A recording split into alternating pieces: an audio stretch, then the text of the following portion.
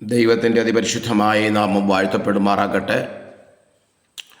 നമുക്ക് വേണ്ടി പ്രാണൻ നൽകി തന്ന കർത്താവായ യേശുക്രിസ്തുവിൻ്റെ നിസ്തുല്യമായ നാമത്തിൽ പ്രഭാത വന്ദനത്തെ അറിയിക്കുന്നു. ഇന്നത്തെ പ്രഭാത ചിന്തയിലേക്ക് പ്രവേശിക്കുകയാണ്. എല്ലാവരെയും ഒരിക്കൽ കൂടി സ്വാഗതം ചെയ്യുന്നു. 119 സങ്കീർത്തനം 114 വാക്യം: നീ എൻ്റെ മാർവിടവും എൻ്റെ പരിചയവും ആകുന്നു. ഞാൻ തിരുവചനത്തിൽ പ്രത്യാശ വച്ചിരിക്കുന്നു. വചനം വായിക്കുക, അത് നമ്മുടെ ജീവിതത്തിൽ ഏറ്റവും അനുഗ്രഹവും ഫലപ്രദവുമായ നിലയിൽ വചനം നമ്മെ സൂക്ഷിക്കുമെന്ന് ഈ വാക്യശകലങ്ങളിൽ കൂടി നമ്മൾക്ക് വെളിപ്പെടുത്തുകയാണ്. വിശുദ്ധ വേദപുസ്തകം ക്രൈസ്തവ ഭവനങ്ങളിൽ വിരളമായിരിക്കും. ഓരോ ഭവനത്തിൻ്റെയും വേദപുസ്തകത്തിൻ്റെ അവസ്ഥ വ്യത്യസ്ത നിലകളിലാണ്. ഭവന നിവാസികളുടെ ദൈവമായുള്ള ബന്ധത്തിൻ്റെ പ്രതീകം കൂടിയാണ് വിശുദ്ധ ബൈബിൾ. ചില ഭവനങ്ങളിൽ മനോഹരമായ ചില്ലലമാരിക്കിൽ ആകർഷണീയമായ സ്ഥാനത്ത് ഇതര ഗ്രന്ഥങ്ങളുടെ കൂടെയുള്ള പ്രദർശന വസ്തുവാണ് വിശുദ്ധ വേദപുസ്തകം. മറ്റു ചിലത് വർഷത്തിലൊരിക്കൽ നടത്തപ്പെടുന്ന ഇടവക പ്രാർത്ഥനയ്ക്കോ ആകസ്മികമായി കടന്നു വരുന്ന മറ്റു സന്ദർഭങ്ങളിലോ ഉപയോഗിക്കാവുന്നതായി സൂക്ഷിക്കപ്പെടുന്നവയാണ്.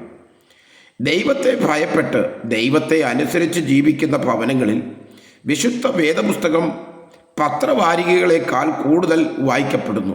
എന്തെന്നാൽ ദൈവത്തെ അനുസരിച്ചും ആശ്രയിച്ചും ജീവിക്കുന്ന സഹോദരങ്ങൾക്ക് തിരുവചനം ജീവൻ്റെ വചനമാണ്.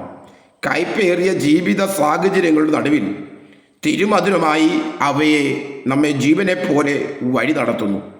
അതുകൊണ്ടാണ് തിരുവചനം എൻ്റെ അണ്ണാക്കിന് എത്ര മധുരം, എൻ്റെ വായ്ക്ക് തേനിലും നല്ലത് എന്ന് സങ്കീർത്തനക്കാരൻ അനുഭവത്തിൻ്റെ വെളിച്ചത്തിൽ പാടുവാൻ കഴിയുന്നത്.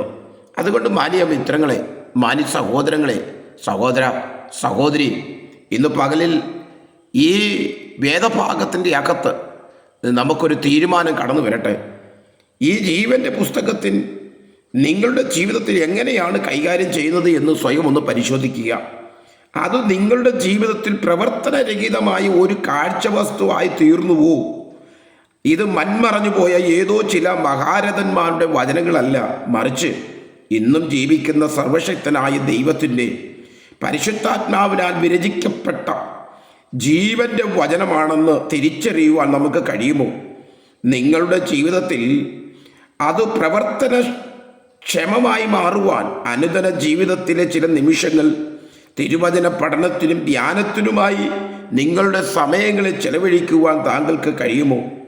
അപ്പോൾ കഷ്ടതകളുടെയും നഷ്ടങ്ങളുടെയും നടുവിൽ, ശത്രുവിൻ്റെ ആക്രമണത്തിൻ്റെ മുമ്പിൽ, പ്രയാസങ്ങളുടെയും പ്രതിബദ്ധങ്ങളുടെയും മുമ്പിൽ കാരണവാനായ ദൈവത്തെ രുചിച്ചറിയുവാൻ ഈ ജീവൻ്റെ വചനങ്ങൾ മുഖാന്തരമായി തീരുമെന്ന് നിങ്ങൾക്ക് തിരിച്ചറിയുവാൻ കഴിയുമോ?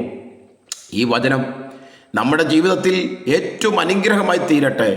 വചനം ധ്യാനിക്കുക, പഠിക്കുക, ഹൃദയത്തിൽ സൂക്ഷിക്കുക. അത് നമ്മെ കാക്കും. God bless you. മാറാനാഥ.